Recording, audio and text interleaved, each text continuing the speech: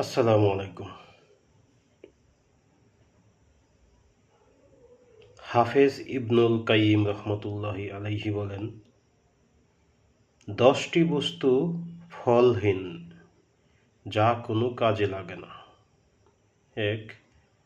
ওই ইলম, ওই জ্ঞান যে মোতাবেক আমল করা হয় না। 2. ওই আমল যার মধ্যে ইখলাস নেই। 3. ওই মাল যা আল্লাহর পথে খরচ করা হয় না। 4. ওই অন্তর যা আল্লাহর ভালোবাসা হতে খালি। 5. ওই দেহ যা আল্লাহর আনুগত্য হতে মুক্ত। 6. ওই ভালোবাসা যা তার প্রেমাস্পদ আল্লাহর হুকুম মানতে আগ্রহী নয়। 7. ওই সময় যারা ত্রুটি সংশোধন ও নেকি অর্জন হইতে শূন্য। 8. ওই চিন্তাধারা যা অনুপকারী কাজে বিপরীত থাকে। 9.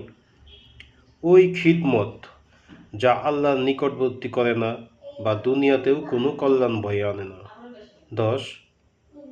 ভয় করা ওই বস্তুকে বা আকাঙ্ক্ষা করা ওই বস্তুর নিকটে যে নিজে আল্লাহর হাতের মুঠির মধ্যে বন্দী। তিনি বলেন, ক্রোধ হলো হিংস্র পশুর মতো।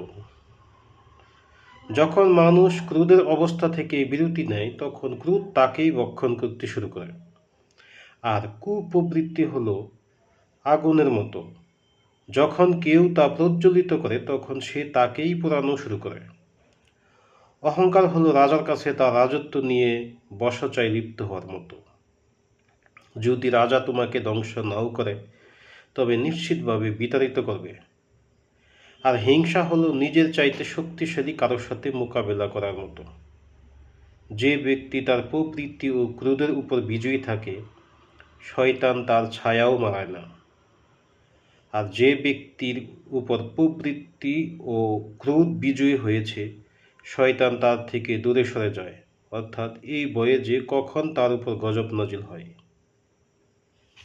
আল ফাওয়ায়েদ, পৃষ্ঠা 1/172।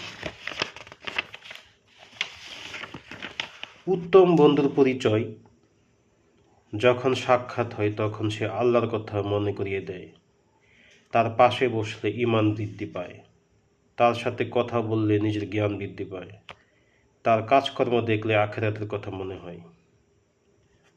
আসসালামু আলাইকুম।